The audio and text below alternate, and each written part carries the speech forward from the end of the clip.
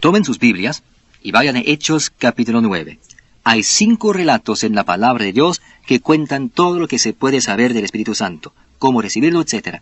El primer relato está en Hechos 2, que tratamos en detalle porque es el derramamiento original en el día de Pentecostés, cuando comenzó la iglesia de gracia a la cual ustedes y yo pertenecemos.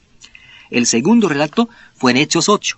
Algunos años después del derramamiento original, en el día de Pentecostés, surgió la persecución en Jerusalén, y toda la gente fue esparcida, con la excepción de los 12 apóstoles que se quedaron en Jerusalén. Felipe viajó a la ciudad de Samaria, y allí un tipo llamado Simón, que había estado operando la magia y todas esas cosas, les tenía engañados durante mucho tiempo.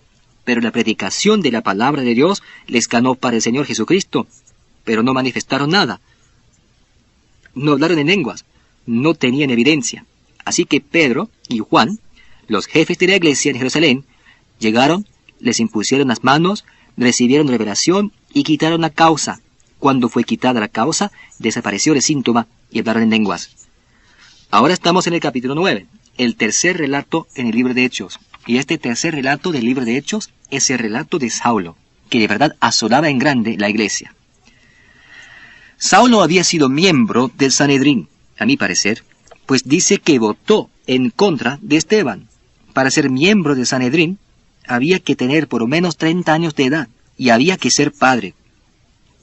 Así que si votó en contra de Esteban, tiene que haber sido miembro del Sanedrín.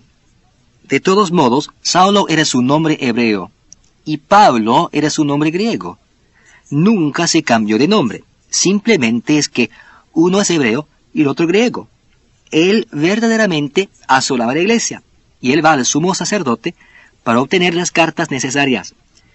Está camino a Damasco y quiere hallar a los cristianos en Damasco para traerlos presos a Jerusalén y encarcelarlos y ejecutarlos si fuera posible.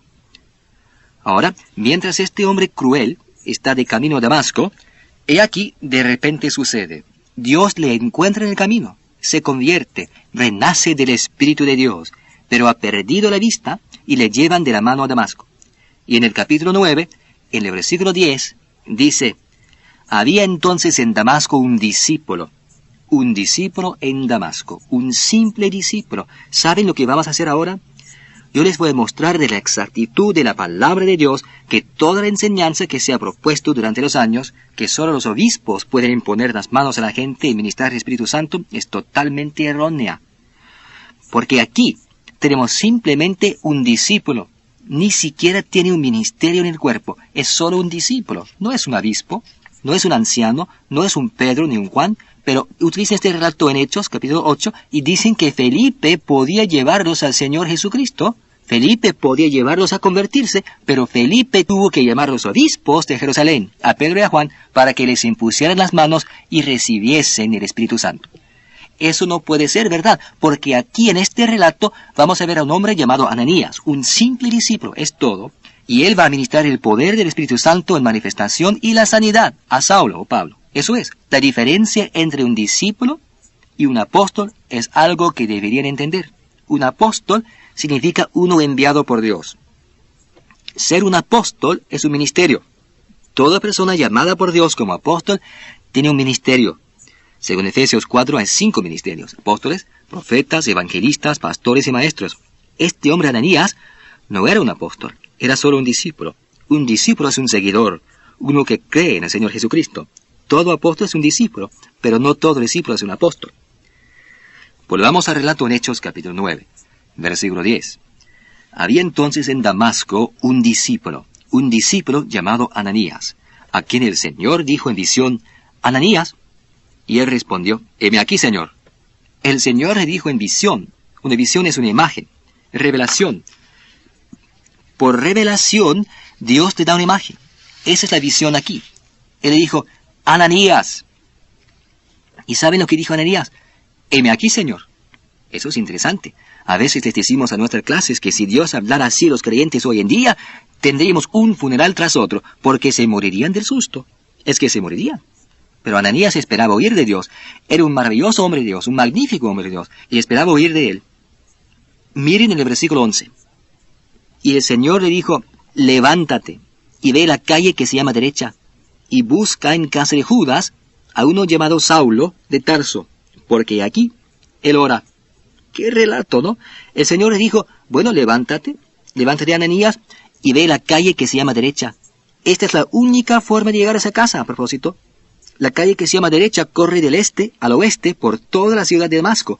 Y si la casa de Ananías está en el área donde dicen que está, había solamente una manera de llegar. Y esa sería ir hacia el norte hasta llegar a la calle que se llama derecha.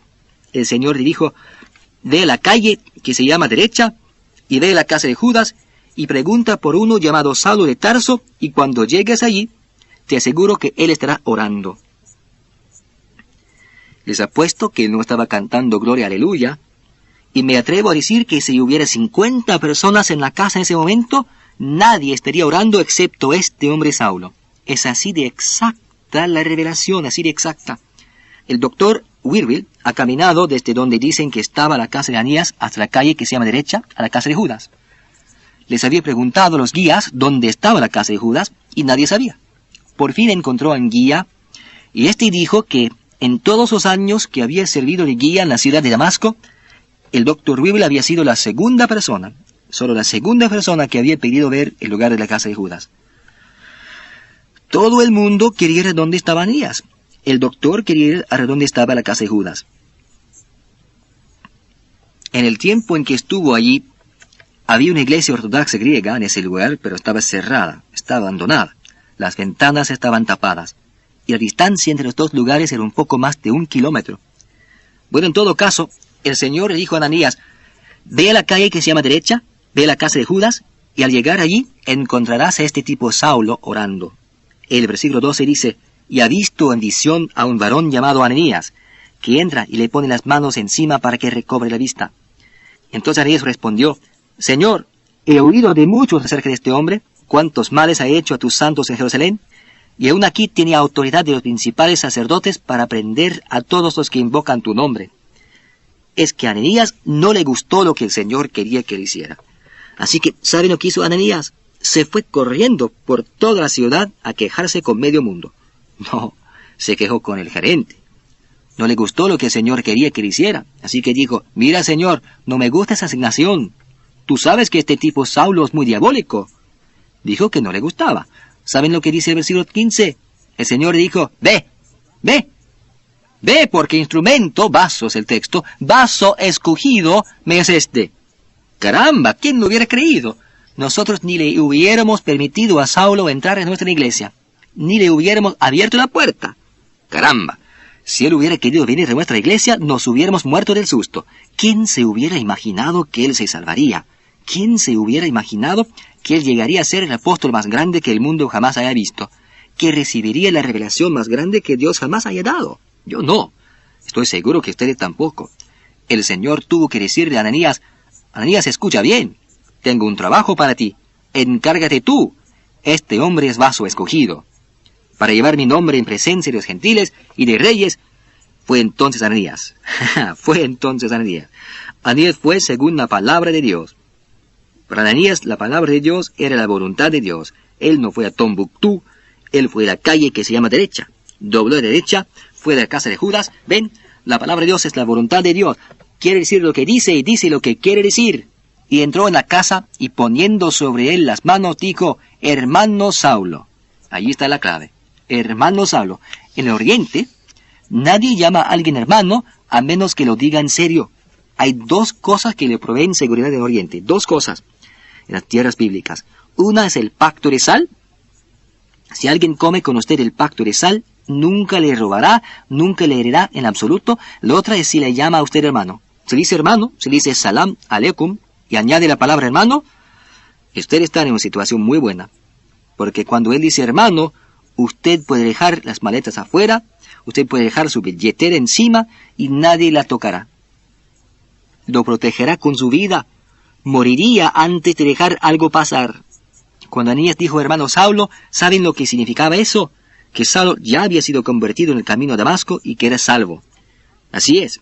Por eso le dijo, hermano Saulo, el Señor Jesús, que se te apareció en el camino por donde venías, me ha enviado para que recibas la vista y seas lleno de Pneuma Hagion, Espíritu Santo. Y había sido lleno en el camino a Damasco cuando renació. Pero ¿qué significa aquí lleno de manifestación?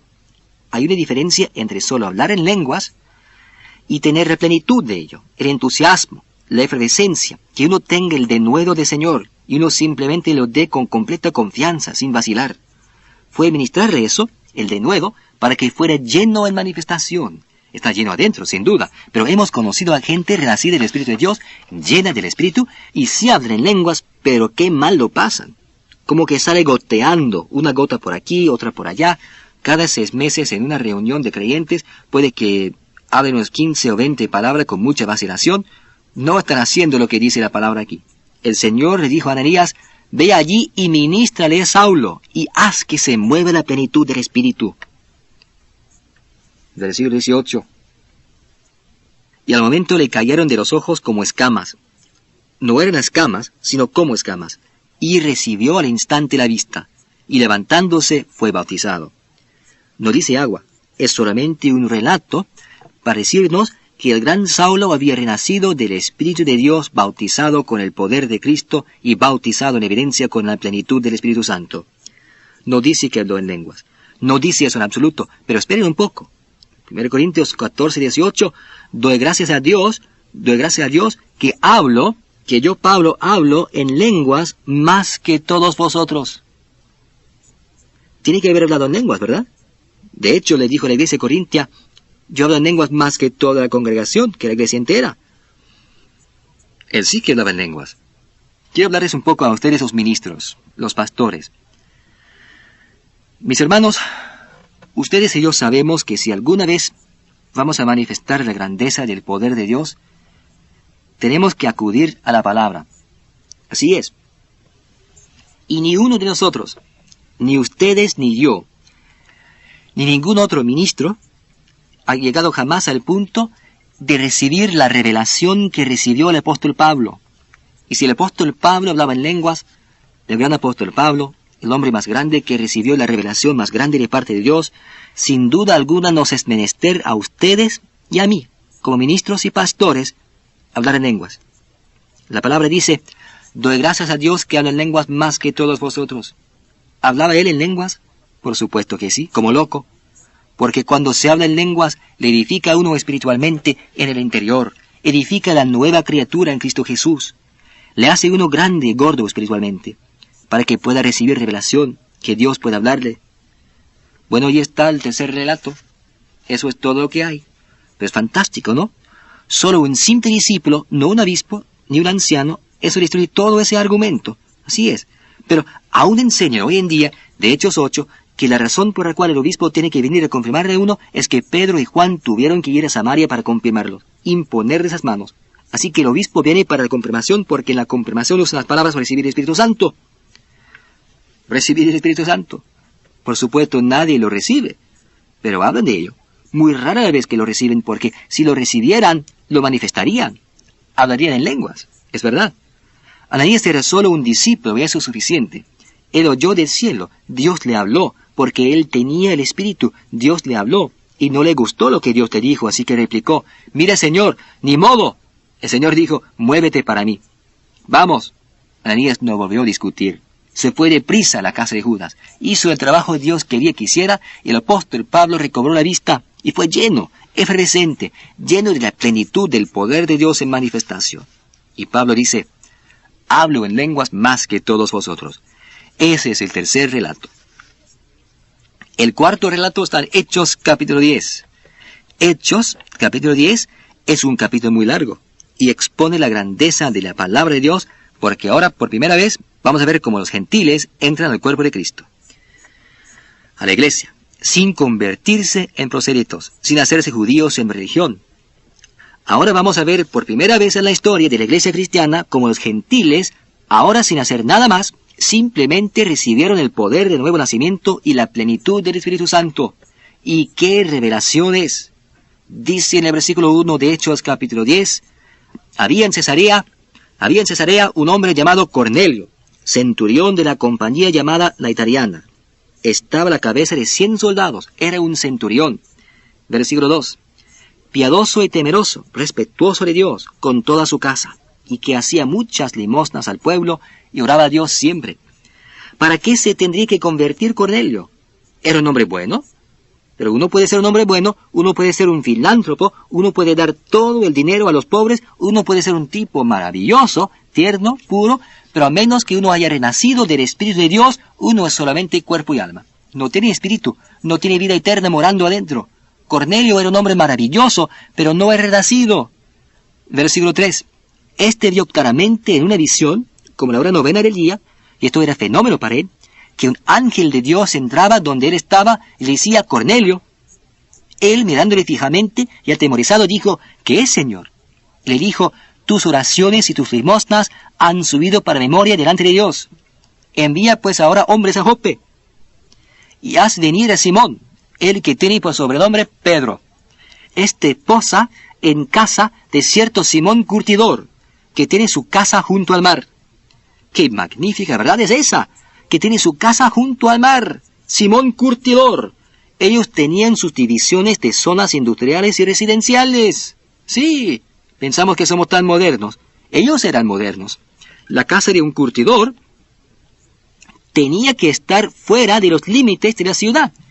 Y tenía que estar situada de tal forma que los vientos prevalecientes no llevaran los olores a la ciudad. Por ejemplo, si los vientos prevalecientes eran del oeste, el curtidor tenía que estar al lado este de la ciudad, fuera de los límites de la ciudad. Por eso dice aquí, este posa en casa de cierto Simón Curtidor, que tiene su casa junto al mar. Él te dará lo que es necesario que hagas. Versículo 7. Ido el ángel, que hablaba con Cornelio, este llamó a 2 de sus criados y a un devoto soldado de los que le asistían, a los cuales envió a Joppe después de haberles contado todo. ¿Los envió a dónde? ¿A Europa? No, a Joppe. Eso es lo que Dios le dijo que hiciera. Enviólos a Joppe para buscar a Simón Pedro, que posa en casa de Simón Curtidor. Ahora bien, si la palabra no quiere decir lo que dice, y no dice lo que quiere decir, ¿por qué no envió Cornelio a sus 2 criados y a su soldado principal a Europa? Ustedes saben muy bien por qué no lo hizo. Porque la palabra de Dios es la voluntad de Dios. Quiere decir lo que dice y dice lo que quiere decir. Y Dios tiene un propósito para todo lo que dice, dónde lo dice, por qué lo dice, cómo lo dice, a quién se lo dice, cuándo lo dice. Y le dijo a Cornelio, envíalos a Joppe. Y eso es exactamente lo que hizo. Llamó a los 2 criados y a ese soldado devoto y dijo, vayan a Joppe y busquen a Simón cuyo sobrenombre es Pedro. Y dice en el versículo 9, al día siguiente, mientras ellos iban por el camino y se acercaban a la ciudad, Pedro subió a la azotea para orar cerca de la hora sexta. La hora sexta corresponde a nuestras 12 del mediodía. Versículo 10. Y tuvo gran hambre y quiso comer, pero mientras le preparaban algo, le sobrevino un éxtasis. A los espiritistas les encanta eso. Oh, sí que les gusta. Sí, señor, dicen, ven, a Pedro le sobrevino un éxtasis. No fue un éxtasis como piensan ellos. No, señor. ¿Saben por qué? Porque la palabra éxtasis no tiene nada que ver con trances o estados hipnóticos. No, es que Pedro tuvo una visión. En el versículo 19 del mismo capítulo, léanlo. Y mientras Pedro pensaba en la visión, el éxtasis no fue por posesión, no perdió sus facultades mentales para ser controlado por el señor Fletcher, o el señor Bobo Loco, o el señor Palo Duro, o la señorita Matuca. No, en absoluto. Él recibió revelación de Dios. Miren lo que fue, una imagen. Versículo 11. Y vio el cielo abierto, y que descendía algo semejante a un gran lienzo, que atado de las 4 puntas era bajado a la tierra. Versículo 12. En el cual había de todos los cuadrúpedos terrestres, y reptiles, y aves del cielo. Y le vino una voz, Pedro arriba, levántate Pedro, mata y come. Entonces Pedro dijo, Señor, no, yo no, porque ninguna cosa común, profanada o inmunda he comido jamás. Tú sabes que yo no lo haría, Señor, porque mi pasado era judío, y sabes muy bien que yo no lo haría, Señor. Volvió la voz a él la segunda vez y dijo, escucha, Pedro, lo que Dios limpió, no lo llames tú común o profanado. Esto se hizo 3 veces, y aquel lienzo volvió a ser recogido en el cielo. Y mientras Pedro estaba perplejo dentro de sí sobre lo que significaría la visión que había visto, he aquí, en ese mismo momento, los hombres que habían sido enviados por Cornelio, los cuales preguntando por la casa de Simón, llegaron a la puerta. ¿Qué cosa? Me pregunto cómo sincronizaron sus relojes. Dios tiene que haber arreglado eso. los de la casa de Cornelio, mientras Pedro estaba orando, en ese mismo momento, mientras Pedro oraba, recién había visto la visión del lienzo que descendía allí. En ese mismo momento, ¿qué sucedió? Los hombres llegaron. Los hombres enviados a Jope estaban allí y se detuvieron fuera de la puerta y llamaron. En el oriente, uno no golpea a la puerta, uno se para fuera de la puerta. Y al estar fuera de la puerta, él llama el nombre de las personas. Hay que saber el nombre. Por eso dice que se detuvieron afuera y que llamaron su nombre. Versículo 18. Y llamando, preguntaron si moraba allí un Simón que tenía por sobrenombre Pedro. Versículo 19. Y mientras Pedro pensaba en la visión, le dijo al Espíritu: He aquí, 3 hombres te buscan. Levántate pues y desciende. Primero él ve una visión. Ahora, en el versículo 19, mírenlo, dice: le dijo el Espíritu. Primero Dios le dio la imagen, ahora Dios le habla por el Espíritu. Y él le dijo: Pedro, hay 3 hombres allá afuera. Versículo 20. Levántate pues y desciende y no dudes de ir con ellos, porque yo Dios los he enviado. ¿Piensa que Pedro hubiera ido si Dios no le hubiera mostrado una visión? Si el Espíritu no le hubiera dicho: muévete. Pedro en su pasado había sido judío. Sí había renacido del Espíritu de Dios, pero aún estaba celoso por la ley, porque la revelación de lo que realmente era la iglesia aún no se le había dado a Pablo. Así que no sabían de la libertad que tenían en Cristo Jesús. Un lienzo que descendía del cielo y una voz que le decía a Pedro: mate y come. Y luego el Espíritu le dijo: hay 3 hombres allí afuera, Pedro. Levántate y no dudes de ir con ellos. Versículo 21.